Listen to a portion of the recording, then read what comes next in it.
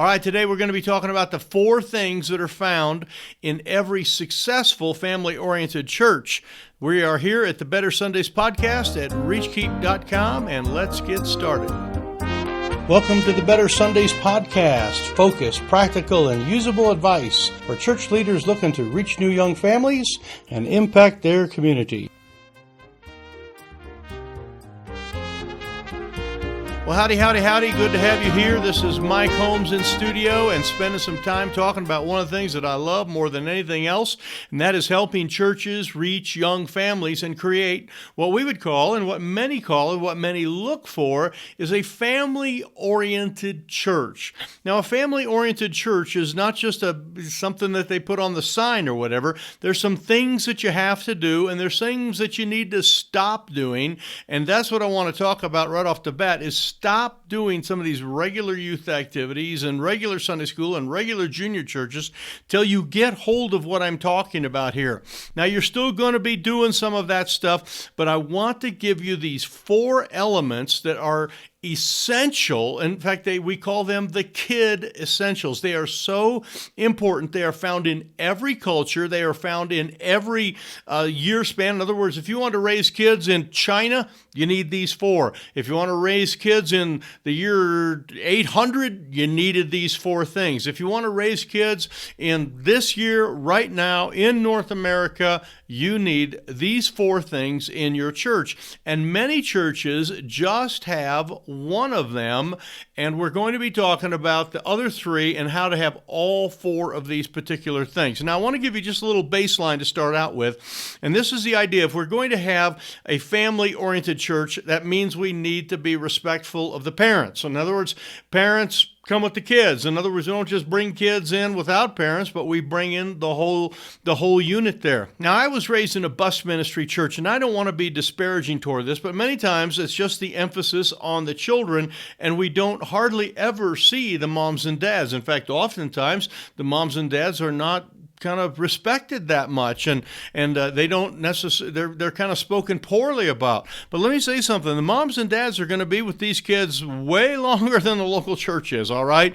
They are their moms and dads. They're going to be there at their, kindergarten graduations, and when they go into junior high, and when they break their leg, and when they get married, and when they start having grandkids, the parents will be involved. The church needs to be involved as much as possible, but integrating the moms and dads and the children is what we want to talk about. And a family-oriented church has this, and this is what we're going to talk about. So successful churches have these 4 particular elements. Now, one of the things that we need to kind of get as a baseline is understand that parents believe that they are responsible for teaching character to their children. In fact, 96% of all parents, if polled, come up with this, or when polled, I should say, come up with this thing that they are responsible for doing this. It is not something that they farm out to other places, but they are the ones that are doing that.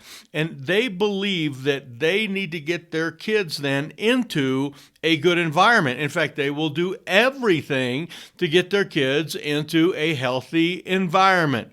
I know there's a few exceptions to the rule, but I'm talking about generally speaking here. Moms and dads want to take them to soccer practice and swimming lessons and all that because they believe they're developing their kids. They want their kids to have good education. They want their kids to have good character.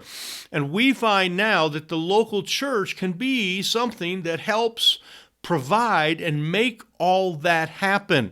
And the basis of a good, spiritually developing environment for moms and dads will have these elements in them. Now, from the very beginning, when you start raising kids, I mean, from the time they're 0 up until you send them off, you spend about 1,000 weeks, over those 18 or 19 years, 1,000 different weeks and working into their lives. And the church has access to those weeks, and we can have access to those parents and help them to develop. But many parents just frankly don't know what to do.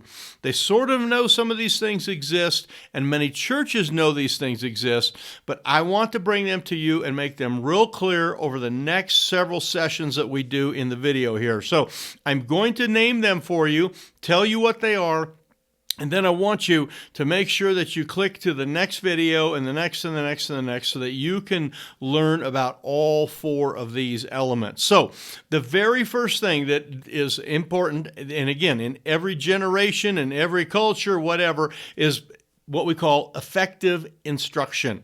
Kids need to have some type of reading, writing, arithmetic, okay? If it were in the spiritual side, it would be Old Testament, New Testament, Bible. I mean, we're going to be teaching them different things. If it's, other places, you're going to be teaching them language skills or whatever. But kids need to have effective instruction, not just regular old instruction, but effective instruction. And our Sunday schools and youth groups and all those things need to make sure that they do that. And that's probably the thing they do that's regular. But what we need to add to that is something else, and this is element number 2, okay, of what we call the kid essentials, and this is what we call involved parents. For a child to develop well in their life spiritually and physically and everything, their parents need to be involved. In fact, this is kind of a no-brainer that it should be, but many times in our churches, the parents all go over here, if they come at all, and the kids all go over here. And there are many ways to get these things integrated, and we're going to teach you some of that in the next several sessions. So we have this effective instruction, and we have involved parents. Those are kind of the first two.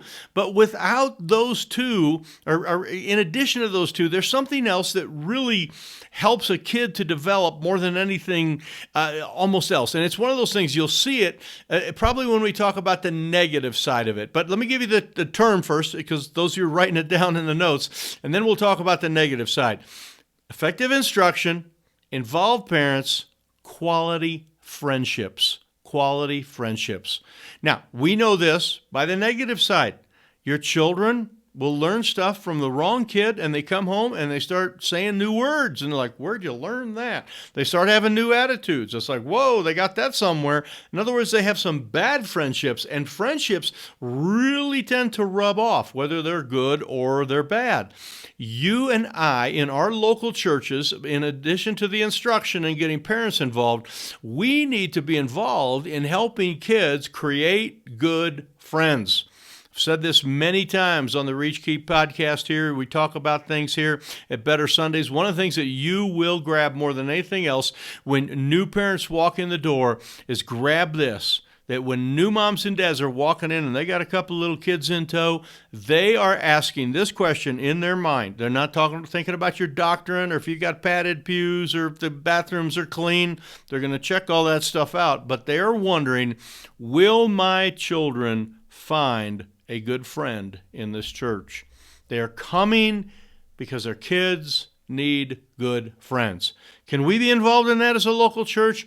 Absolutely. Can we instruct them? Can we get parents involved? Can we get friends involved? Absolutely. And that leads us to the last one, which is very similar to this, but it deals with a little bit of an age difference, and this is what we call reinforcing voices.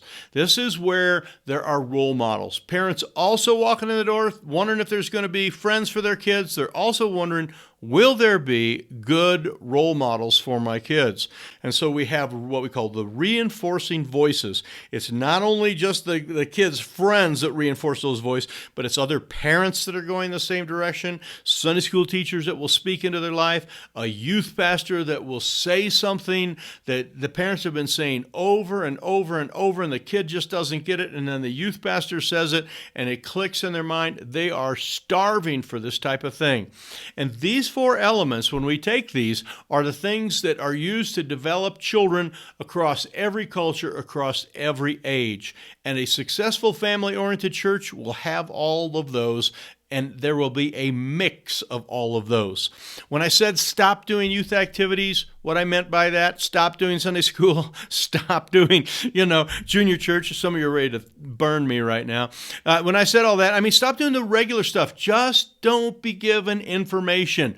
We're going to teach you how your people can learn to have friends in those classes, how you can get parents involved in every level of class, how you can have role models, and how you can speak into people's lives.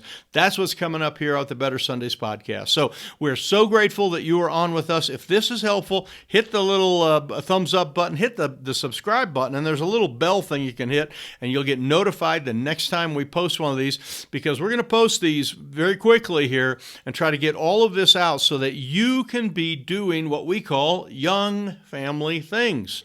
To reach young families, we have to do young family things. And I gave you several things over the last several weeks that we've been covering, and you can find a link to those here at the end. You'll be able to go back and connect with those other YouTube things we've done and podcasts we've done.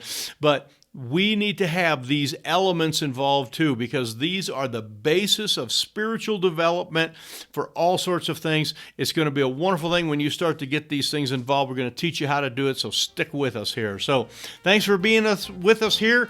This is Mike at the Better Sundays podcast at reachkeep.com.